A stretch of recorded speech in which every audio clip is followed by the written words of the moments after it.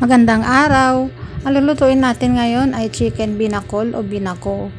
Ang recipe na to ay galing sa Western Visayas, particular na sa Aklan at Iloilo. Ang pagkakaiba lang nila ay nilalagyan ito ng sabaw at laman ng buko. Medyo natagalan nga pala tayo mag-upload ng ating video kasi alam nyo naman, di naman tayo mayaman para laging nakaupo lamang at mag-video at mag-i-edit ng ating mga niluluto. Tayo ay meron din pong pinaghahanap buhayan at kailangan din po nating kumita sa araw-araw upang mairaos natin ang ating mga pang-araw-araw na pangangailangan. So tara, umpisahan na natin. Sa isang mainit na kawali nga, inilagay na natin ang ating luya. Opo, luya po lagi talaga, basta pag may luya ang ating niluluto, unahin natin ang luya para lumabas yung kanyang lasa. Sabay na rin natin yung kanyang bawang at sibuyas.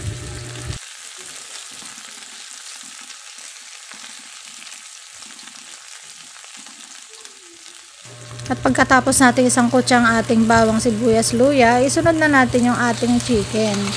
Nagtataka kayo marahil kasi ang dami kong niluluto. Ang tinda na rin po kasi yan, at kung hindi nyo po na itatanong, tinitinda ko po yan. Nagtitinda po ako dito sa harap ng bahay upang meron naman din akong mapagkakitaan kahit na konti lang.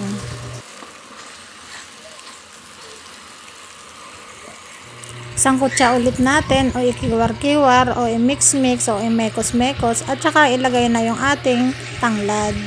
Lagay na rin yung ating 2 chicken cubes at saka isang kutsa ulit para mag-mix yung ating nilagay na chicken cubes at yung tanglad.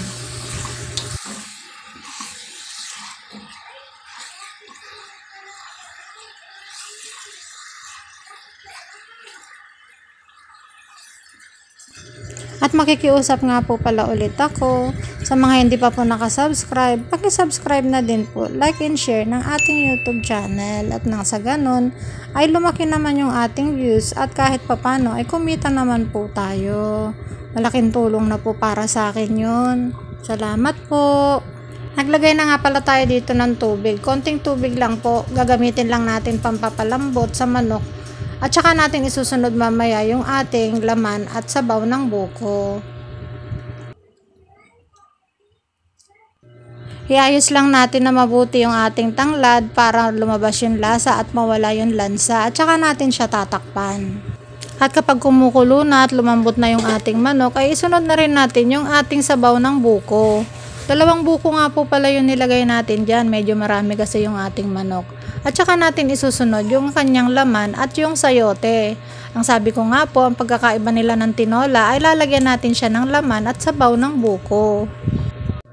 Nire-recommend ko po talaga tong luto na to para sa inyong mga anak kasi bukod sa manamis-tamis siya, siguradong mas masustansya siya kasi meron nga siyang laman at sabaw ng buko. At pagkatapos nga natin haluin at magpantay ay takpan ulit natin siya at kapag kumulo na ay ilalagay na rin natin yung ating mga susunod pang mga sangkap. Hindi pa nga pala tayo dito nagdadagdag ng asin dahil sa bandang huli pag tinikman natin ay at saka tayo mag-a-adjust.